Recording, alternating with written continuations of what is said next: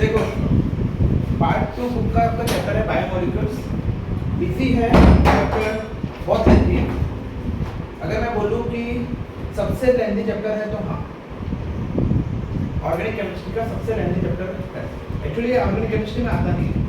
जैसे मैंने आपको बताया था कि 3 चैप्टर्स आपके होते हैं, 3 पार्ट होते हैं केमिस्ट्री के। जैसे फिजिकल हो गया, फिजिकल में अपन सॉलिड के बारे में बात करते हैं, सॉल्यूशन के बारे में बात करते हैं, मतलब एज अ फिजिकल चेंज के बारे में। देन हम आते हैं इसमें आपका इनऑर्गेनिक, जिसमें कार्बन के मॉलिक्यूल के बारे में बात करते हैं, एल्डिहाइड कीटोन जो अपन ने पढ़े। तीसरा होता है आपका ऑर्गेनिक केमिस्ट्री, ठीक है। और चौथा होता है बायोकेमिस्ट्री। चौथा कौन सा होता है? बायोकेमिस्ट्री, जिसमें हम बायोमोलिक्यूल्स के बारे में, ड्रग्स के बारे में ये पढ़ते हैं, मेडिसिन के बारे में। तो एवरीडे केमिस्ट्री, एवरीडे लाइफ आपका टॉपिक डिलीट हो गया, पॉलीमर्स पे आपका डिलीट हो गया। बायोमोलिक्यूल्स में क्या होता है? बायोमोलिक्यूल्स कोई बताएगा? बायोमोलिक्यूल्स क्या होता है?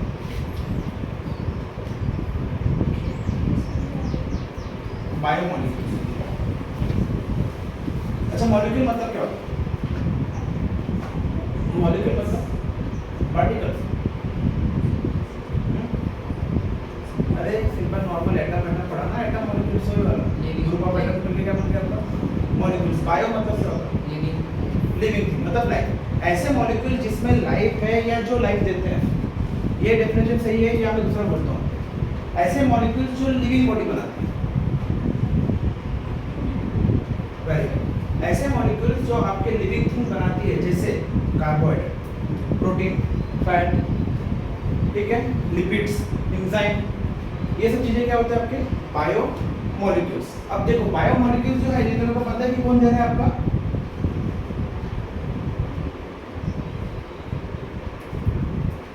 Made by living organism. अभी देखो इसमें इंटरेस्टिंग चीज क्या है।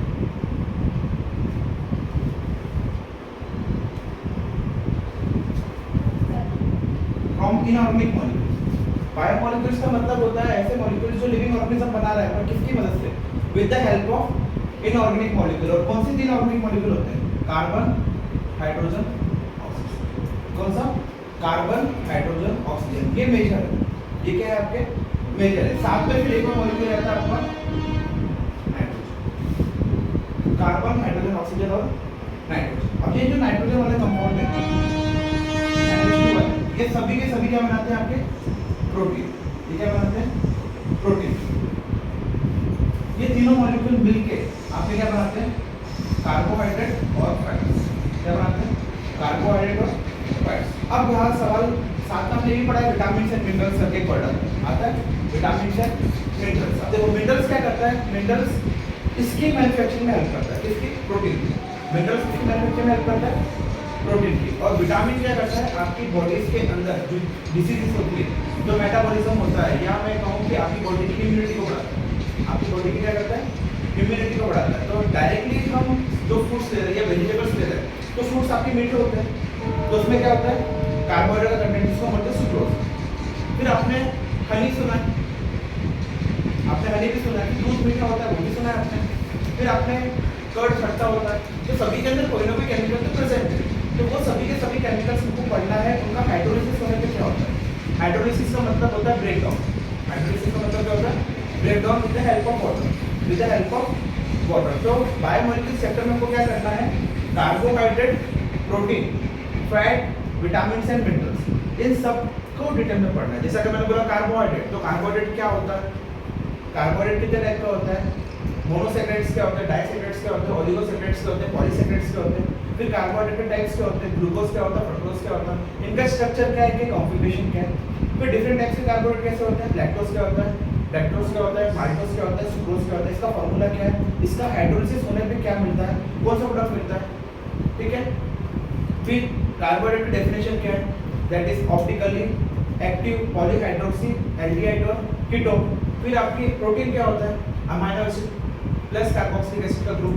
फिर प्रोटीन के टाइप्स क्या होते हैं? अमीनो एसिड्स क्या होते हैं, नॉन एसेंशियल अमीनो एसिड्स क्या होते हैं, एसेंशियल अमीनो एसिड्स क्या होते हैं, ठीक है। इसके बाद हम आएंगे किसमें? आपके विटामिन्स में। विटामिन्स में क्या करना है कि विटामिन ए है, तो कौन से सोर्सेज में विटामिन ए है?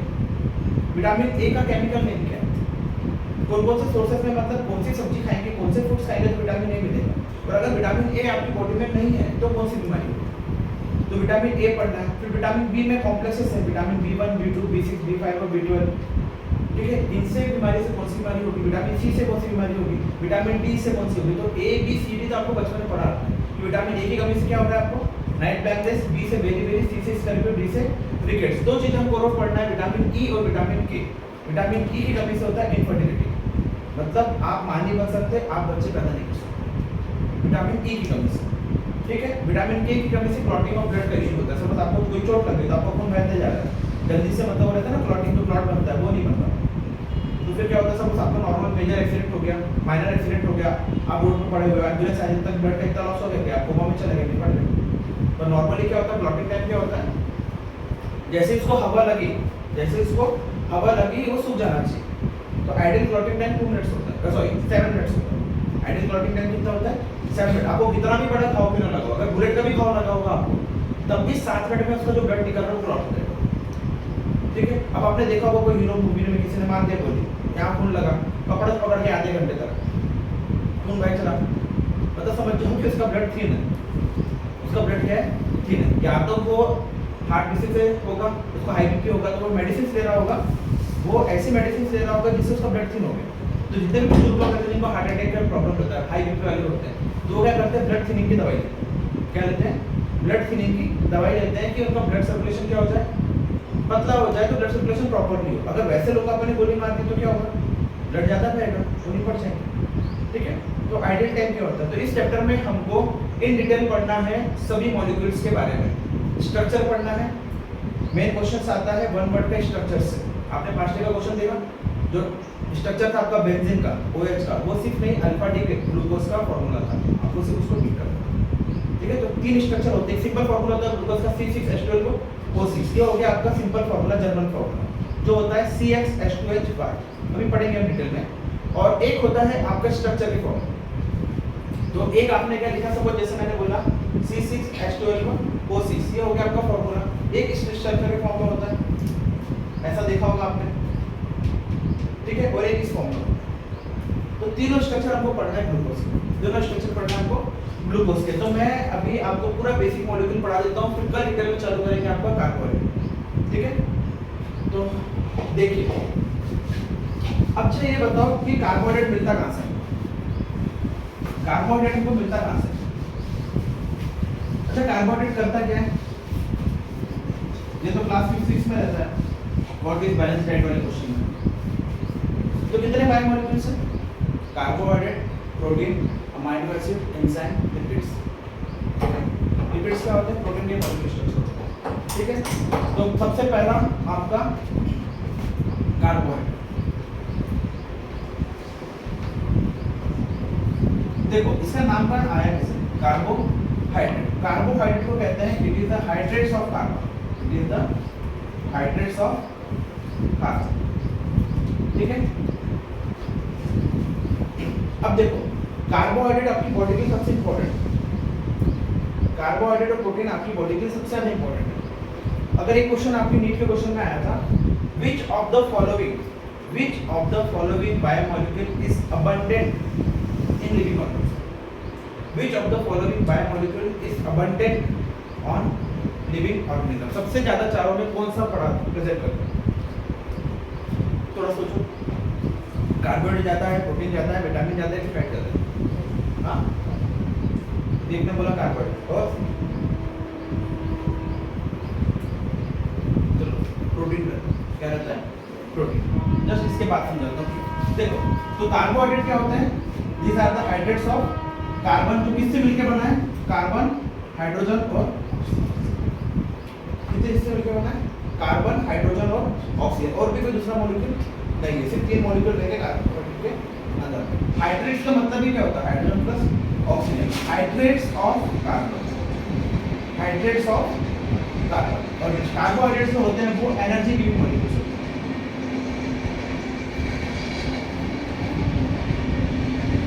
क्या होते हैं, एनर्जी गिविंग मॉलिक्यूल्स। इस मॉलिक्यूल के ब्रेकडाउन से आपको एनर्जी मिलती है, इस मॉलिक्यूल के ब्रेकडाउन से आपको क्या मिलती है, एनर्जी। तो आपने क्लास 10 में पढ़ा है रेस्पिरेशन रिएक्शन, रेस्पिरेशन रिएक्शन का मतलब होता है breakdown of food into simpler substance, जिससे आपको क्या मिलती है, एनर्जी। ऑक्सीजन नहीं, intake of oxygen, exhale of carbon dioxide, वो ब्रीदिंग के डेफिनेशन है, तो कार्बोहाइड्रेट्स मतलब क्या होता है, ऐसे मॉलिक्यूल जिसके ब्रेकडाउन से आपको क्या मिलेगी, एनर्जी मिलेगी। ठीक है, मैं एग्जांपल लेता हूँ आपका ग्लूकोज। ठीक है, ग्लूकोज आपका एक मॉलिक्यूल है कार्बोहाइड्रेट का, इसका ब्रेकडाउन करता हूँ, क्या फॉर्मूला है, C6H12O6 प्लस 6O2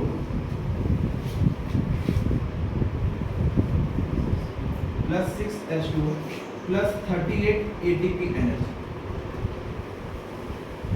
ठीक है, तो ग्लूकोज का मॉलिक्यूल था आपका C6H12O6 प्लस 6O2, ऑक्सीजन के कितने मॉलिक्यूल लगे, 6, और क्या बना आपका carbon dioxide water plus 38 ATP की एनर्जी। ATP का फुल पता है, adenosine triphosphate molecule which is called the energy currency of the cell. और कहां बनती है वो, माइटोकॉन्ड्रिया में, इसलिए साइकिल को क्या बोलते हैं, क्रेब्स साइकिल। क्या कहते हैं, क्रेब्स साइकिल, सब सिलेबस में आता है। तो एनर्जी याद रखना 38।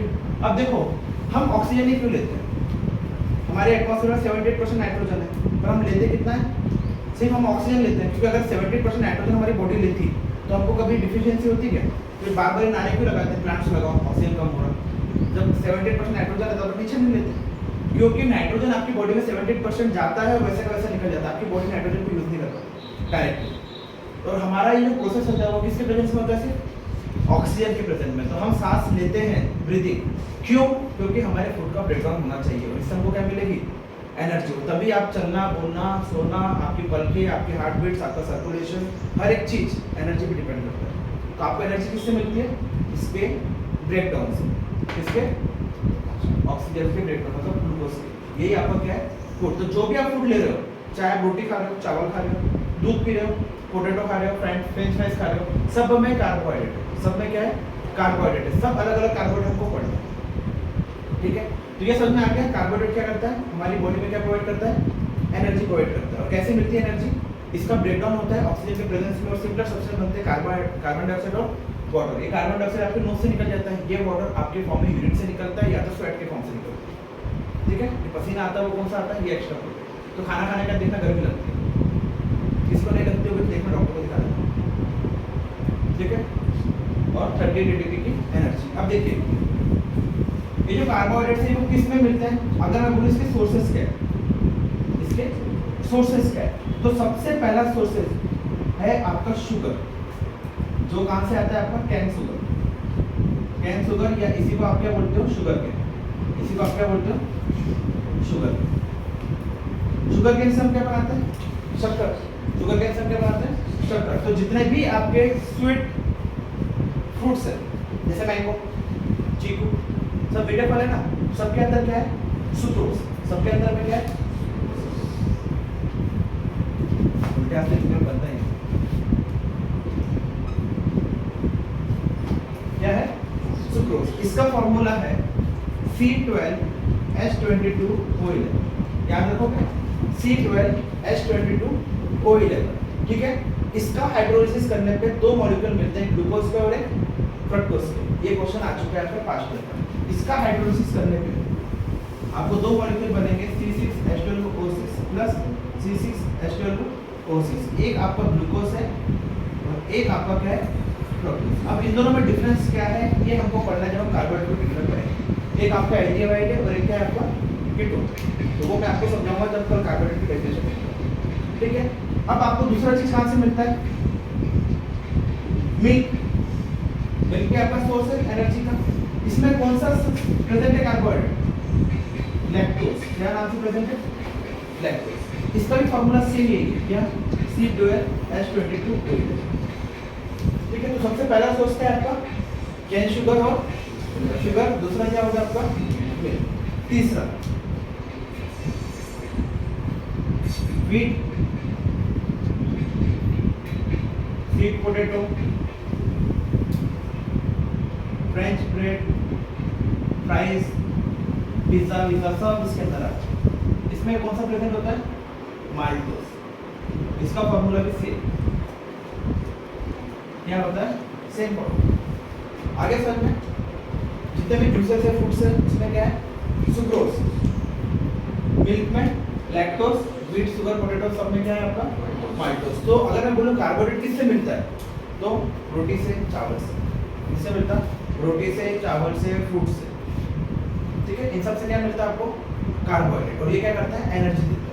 सपोज आपने इस बॉडी को ले लिया और आपका ब्रेकडाउन हुआ और आपने सपोज ज़्यादा अमाउंट का कार्बोहाइड्रेट ले लिया, आपने क्या करा, ज़्यादा अमाउंट का क्या ले लिया, कार्बोहाइड्रेट। तो ये कार्बोहाइड्रेट जो एक्स्ट्रा कार्बोहाइड्रेट आपकी बॉडी के अंदर, सपोज आपको 2400 कैलोरी खाना चाहिए लड़कियों को, और लड़कों को चाहिए कितना, 2700 किलो कैलोरी।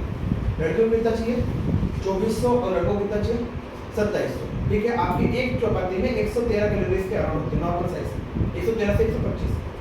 ठीक है, एक गुलाब जामुन में 350। पानी में कोई कैलोरी नहीं है, टमाटर में 10 कैलोरी है, सब्जी में 90 ग्राम कैलोरी है। सब आपने 3 कटोरी खा ली, 5 रोटी खा ली, तो 500 कैलोरी तक की वही हो गई।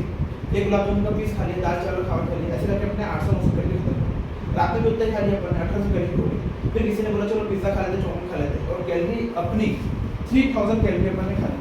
कितनी, 3000 कैलोरी अपन ने खा ली। देखो अगर आप इतना कैलोरी खाते हो 2700 कैलोरी पर डे, इतनी कैलोरी आपकी पर डे बॉडी यूज कर लेती है, इतनी कैलोरी आपकी पर डे बॉडी यूज कर लेती है। अगर आप खाना इतना खा रहे हो, सिंपल सा हिसाब है, देखो अगर आप 2700 कैलोरी खा रहे हो और अगर आप कुछ भी नहीं कर रहे हो, तब भी आप मोटे नहीं, तब भी आप मोटे नहीं होंगे, क्योंकि आपकी बॉडी इतना यूज कर लेती है, इतना यूज कर लेती है। कैसे, आपका ब्लड सर्कुलेशन हो रहा है बॉडी के अंदर, आप सोच रहे हो, आप बोल रहे हो, आपकी फिंगर्स चल रही है, आपकी आईलिड्स चल रही है, सब चीज चल रहा है, ब्रेन आपका कंटिन्यूसली काम कर रहा है, हार्ट आपका कंटिन्यूसली काम कर रहा है, तो इतनी कैलोरीज तो आपकी यूज हो जाएगी। सपोज आपने शादी में कितना खा लिया, 300 खा लिया, तो 300 कैलोरी आपने क्या कर लिया, ज़्यादा खा लिया, तो अब ये बॉडी के अंदर स्टोर हो जाएगी। अगर आप इसको करना है तो 300 कैलोरी के लिए कम से कम आपको 1.5 किलोमीटर चलना पड़ेगा। अगर आप नहीं चल पाए तो 300 कैलोरी क्या होगी, आपकी बॉडी के अंदर ज़्यादा आ गई, तो ये जो एक्स्ट्रा कार्बोहाइड्रेट है वो स्टोर आपकी बॉडी में स्टोर हो जाता है in the form of fat, in the form of fat. किसके फॉर्म में स्टोर होता है, फैट। तो जो पतले लोग हैं वो 2400 कैलोरी से ज़्यादा खाए, वो 2400 कैलोरी से क्या हो, ज़्यादा खाए। अब सपोज किसी को वेट लॉस करना है तो उसकी रिक्वायरमेंट कितनी है, 2700 कैलोरी। सपोज एक्सरसाइज कर रहा है, एक्सरसाइज करने में अगर वो 1 घंटा एक्सरसाइज करता है तो 350 से 400 कैलोरी बर्न करता है। 1 घंटा एक्सरसाइज करता है पूरा, वो भी अच्छे से करता है। ठीक है, अगर आप 1.5 किलोमीटर 1.5 घंटा तक चलते रहोगे, 8-10 किलोमीटर, तब जाके 500 कैलोरी बर्न करें। तो सपोज मैं मान के चलता हूँ जिसने 40 मिनट अच्छे से एक्सरसाइज करी, 1 घंटा एक्सरसाइज करी, 400 कैलोरी बर्न करी, और खाने में आपने खा ली 2200 कैलोरी, तो आपने कितना कम कर दिया, 2200 खाई होता आपने 500 कैलोरी कम कर दी, और 400 कैलोरी आप क्या कर दिया, बर्न आउट कर रहे हो। मतलब आप 900 कैलोरी एक दिन में खर्च कर रहे हो। कितनी कर रहे हो, 900 कैलोरी एक दिन में क्या कर रहे हो, खर्च कर रहे हो। जब आप 3500 कैलोरी का डेफिशिएट कर दोगे, डेफिशिएट का मतलब है या तो खाने में कम कर लो या एक्सरसाइज में कम करो, क्योंकि आप तो खाना खाओगे 2700, तो आपने क्या करा, सुबह डाइटिंग करा और डाइटिंग करके 200 कैलोरी क्या कर दी, हर दिन कम खाना कम कर दी, तो 7 दिन में कितनी कैलोरीज होगी, हाँ, तो 7 दिन में कितनी होगी, पता आ गया। तो 7 दिन में आपने कितनी कैलोरीज कम कर दी, 1400 कैलोरी। 7 दिन में कितनी कैलोरीज कम कर दी आपने, 1400 कैलोरीज कम कर दी, और आपने एक्सरसाइज करके बाकी की कैलोरीज को भी न्यूट्रलाइज कर दिया, 1500 कैलोरी आपने इसमें कर दी। चलो आपने 3500 कैलोरीज अगर आपने एक हफ्ते में खत्म कर दी, चाहे डाइटिंग करके करी हो या एक्सरसाइज करके, तब आपकी body 1 pound energy, 1 pound energy बोला है, सॉरी 1 पाउंड वेट को क्या करेगा, तो इतनी कैलोरीज बर्न करने पे आपकी बॉडी का वेट कितना कम होता है, 1 पाउंड, जो होता है आपका 454 ग्राम। कितना होता है, 454 ग्राम, मतलब 450 ग्राम। तो आप कितने कैलोरी, अगर आपने 700 कैलोरी कम किया तो आपकी बॉडी का 900 ग्राम, करीब 1 किलो वजन कम होता है। तो सोच लो कितना टफ होता है वेट लॉस करना, कितना कठिन होता है वेट बढ़ाना।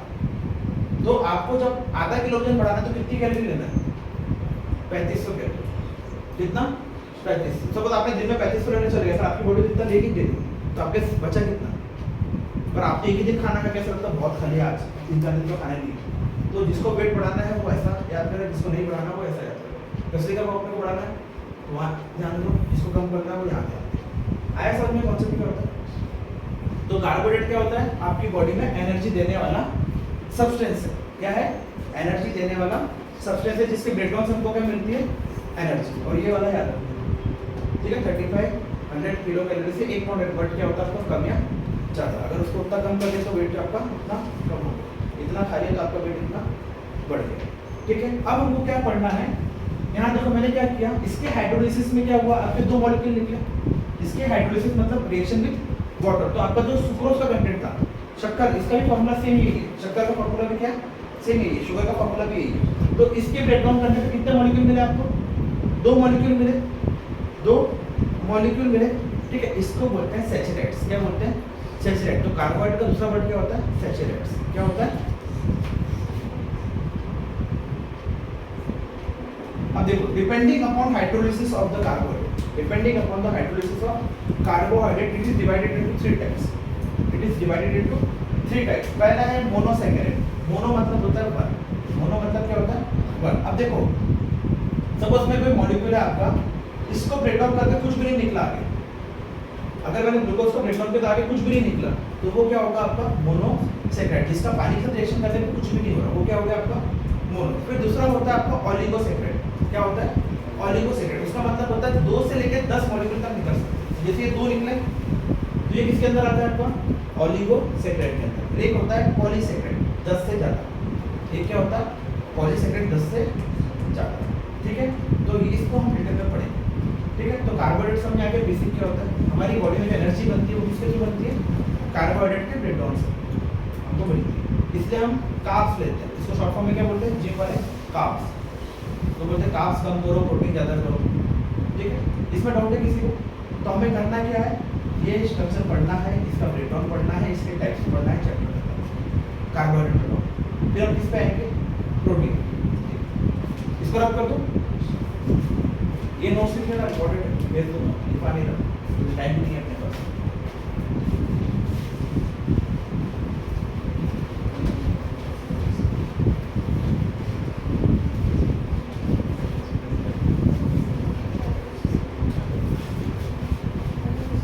ठीक है, देखिए,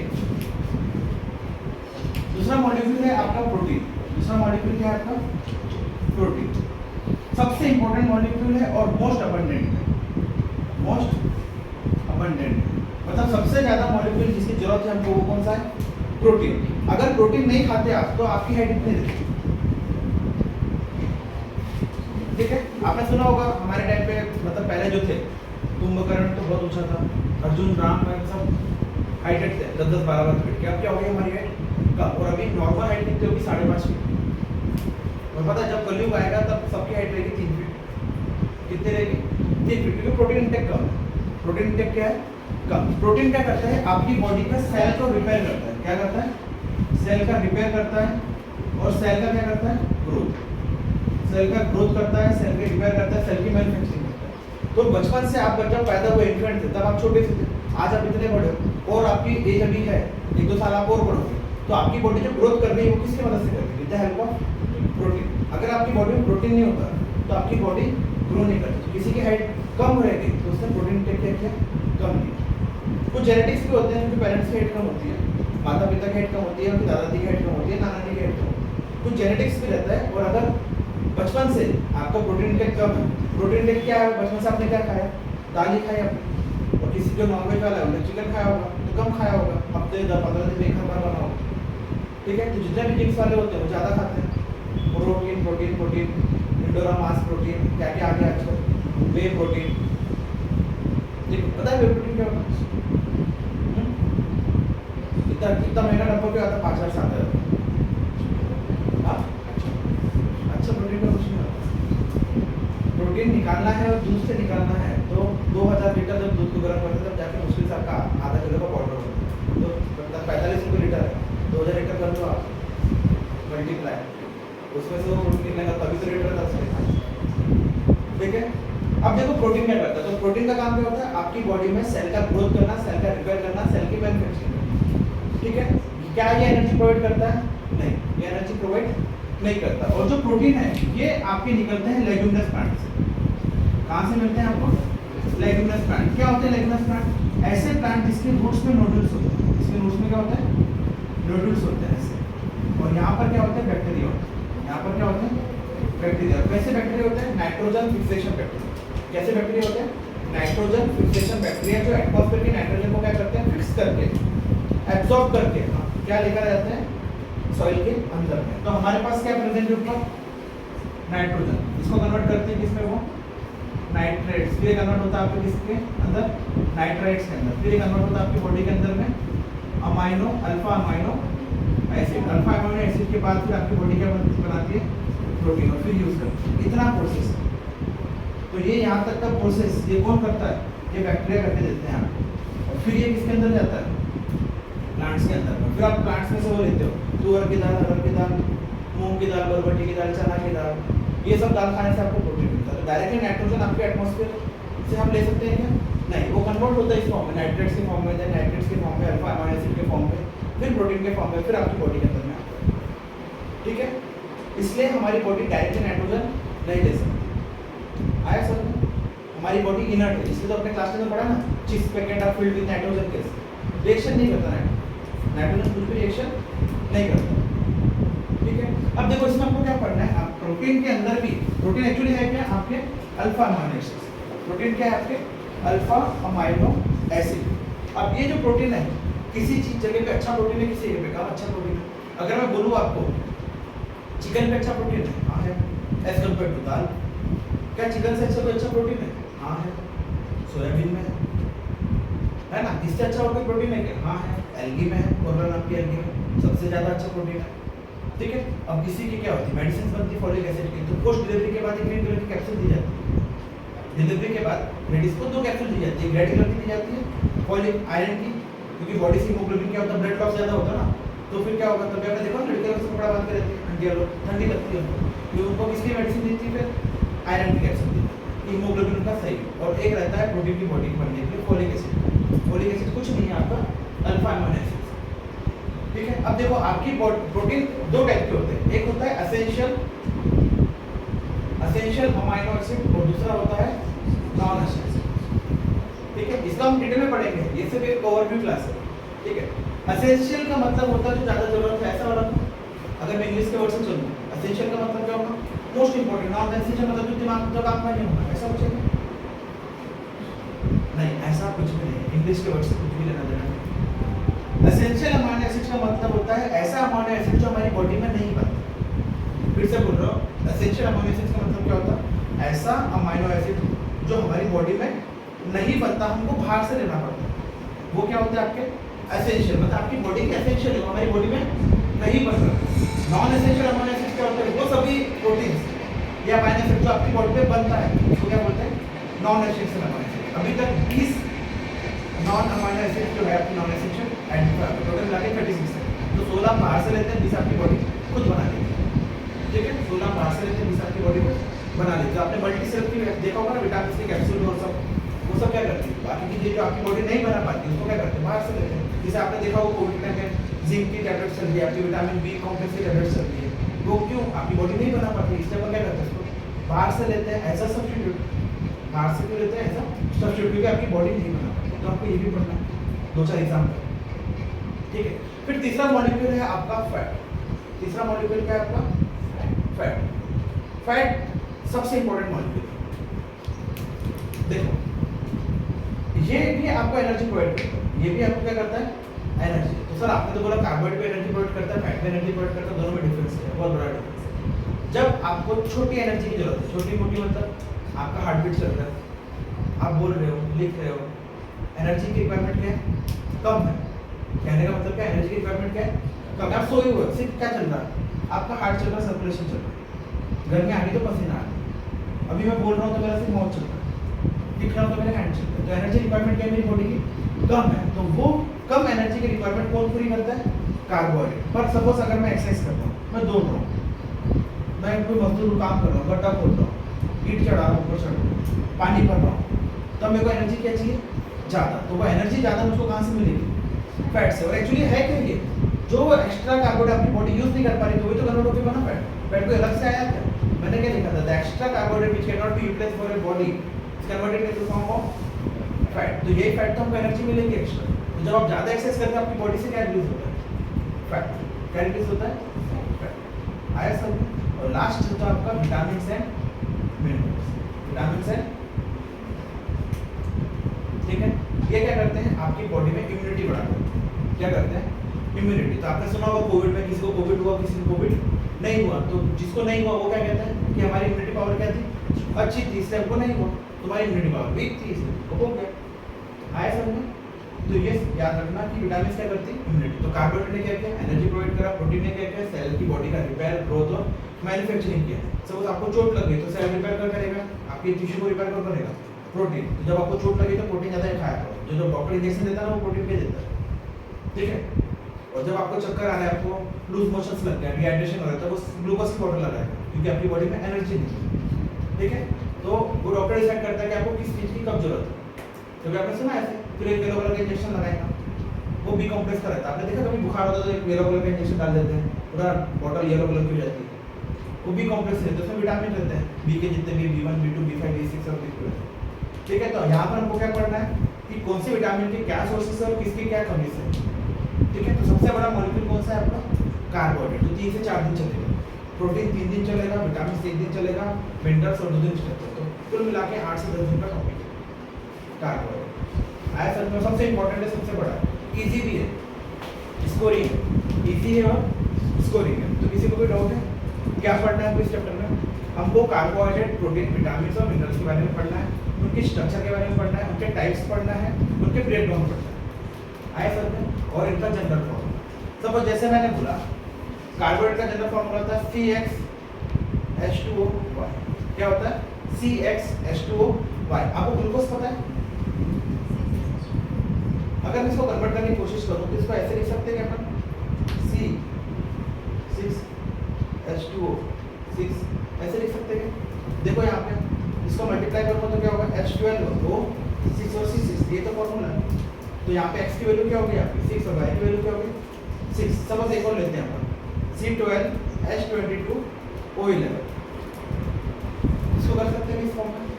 तो ये जनरल फॉर्मूला 99% में क्या होगा, सही होगा। तो हमको वो एग्जांपल पढ़ना है जो आपका कार्बोहाइड्रेट है पर इस फॉर्मूले में नहीं बैठता, जो आपका कार्बोहाइड्रेट है पर इस फॉर्मूले में नहीं बैठता वो आपको पढ़ना है रेवेनोस, और जो आपका कार्बोहाइड्रेट नहीं है पर इस फॉर्मूले में बैठ जाता है।